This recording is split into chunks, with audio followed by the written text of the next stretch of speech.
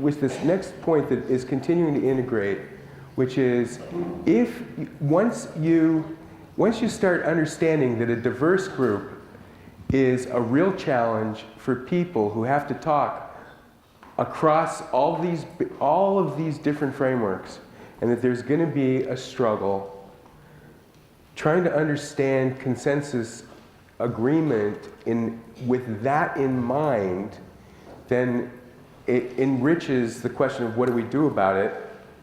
So here's what it's not.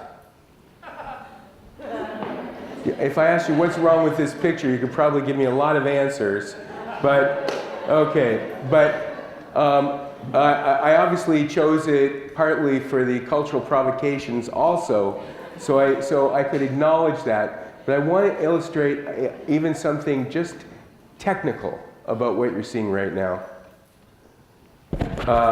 That is not the cultural dimension, just one small thing, which is the question itself. Is everyone okay with that?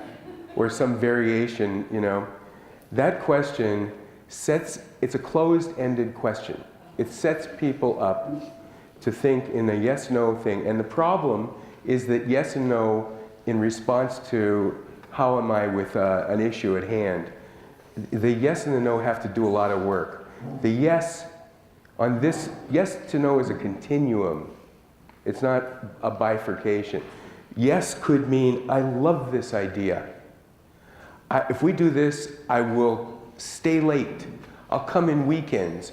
I'll work 6 days a week for this. This is really important to me. Or yes could mean, okay, if I have to go with it, all right, but I'm really not crazy about it. Or everything in between. It could mean, I basically like it, but there's some things I still don't understand. Same thing with no. No could mean, I hate this. If we do this, I'm going to start circulating my resume. But no could also mean, can we just talk about this for another 15 minutes? I really don't get the point yet. And everything in between. So that's among other things, the language of the mechanics of reaching agreement is its own problem. Now, this is a tool that was referenced this morning by Mid-City Can, and some others of you may have seen it. This is the Gradients of Agreement scale. It's been translated into many languages, not by me, but we've been shown it, and we get requests, 2 or 3 times a month for people to publish this in many places. And there's some things I want to teach you about it. But what do you notice right away when you see this? Is that if the facilitator or the person in charge or whoever's asking the group, how are people with this proposal? People get to respond at a level that is closer to what they really mean.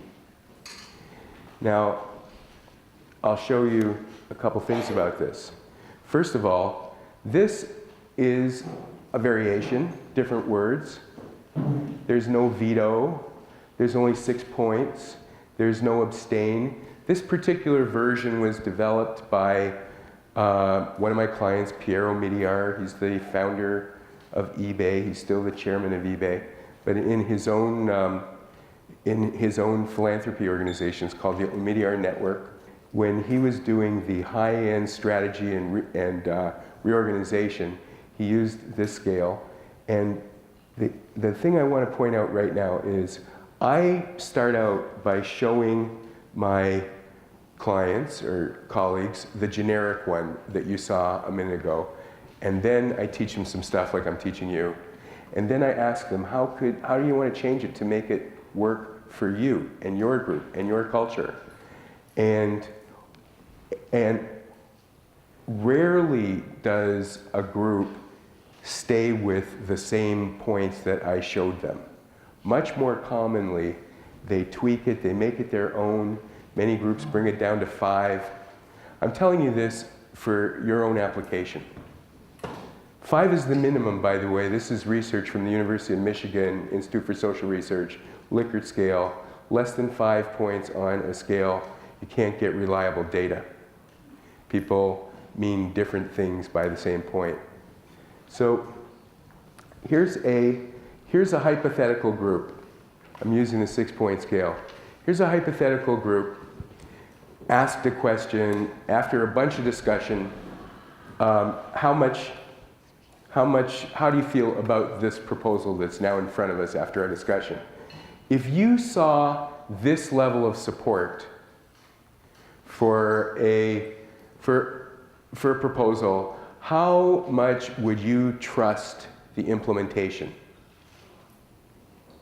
Reasonable? Okay, it may not be perfect. You may not be able to get perfect given time, people, who knows what, but I'm going to make a contrast. So let's just call this enthusiastic support as a label. I want to contrast it with a different spread. Let's say same proposal, but now let's say this was the spread. Now notice a couple things. There's nobody over on the right-hand side. Also, the 1, 2, and 3, there's 7 of them, and there's only 3 of the others. So if this was a vote, you have a supermajority on the side of go for it. How much would you trust the implementation of this spread? This is a very powerful use of gradients of agreement to be able to see the difference. These are both unanimous agreements. So now, when is this good enough though? If you were making a decision as a group like, should we start next week's meeting half an hour later, and you got this spread, maybe that's good enough for that issue. What circumstances is this good enough for? Sorry? Low stakes is a key one. What else?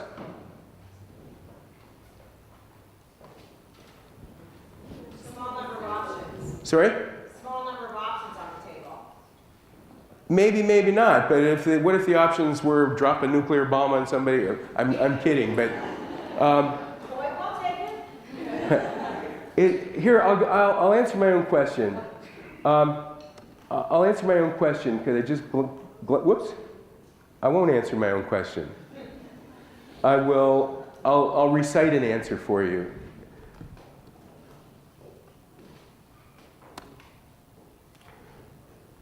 Small stakes is one time. Another time is when most of the people in the room aren't even affected by it.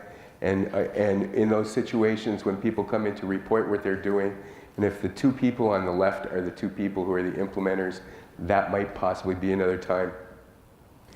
A key time is issues that have a very short lifetime, where you can do pilots, small bets, where you can get something done fast, fail it, learn from it, move on to something better. So small, not just low stakes, but small time frames. You don't have to be perfect. I just want to get to this next page. There's some mechanics to reach closure in a consensus group. I want you to see how it works. One is make sure everybody understands we're stepping back from the discussion for long enough to take a poll. Get the proposal down some way so everybody can see it. It's not enough if a secretary writes it in the minutes.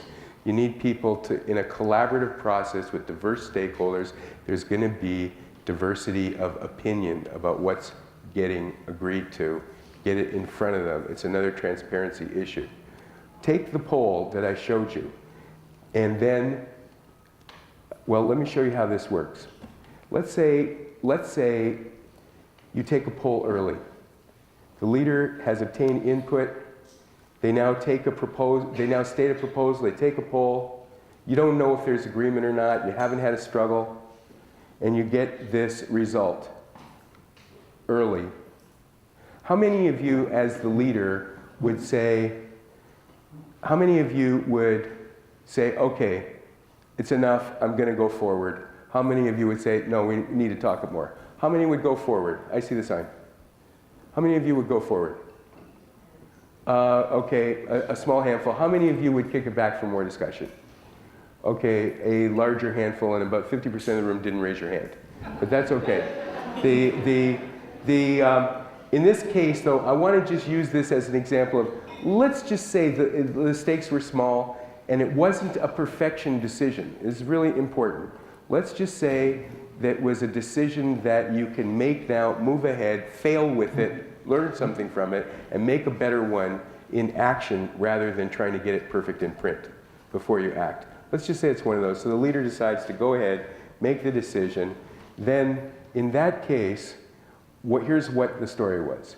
The leader can focus the discussion, bring the group to closure, and now, at this point, what we're saying is that this was a consultative process. It leads to a leader's decision.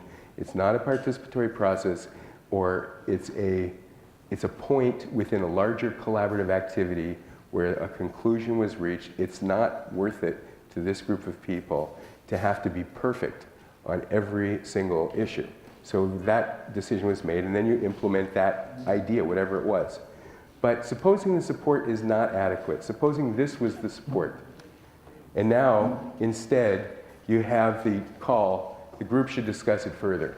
Now, what this means, and this is part of my response to a couple of your questions, what this looks like in group process is you're kicking it back for more discussion.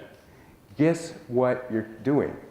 You're basically, once you've uncovered that a group does not have a lot of easy agreement, you're basically prepare yourself because you're going to go into the groan zone.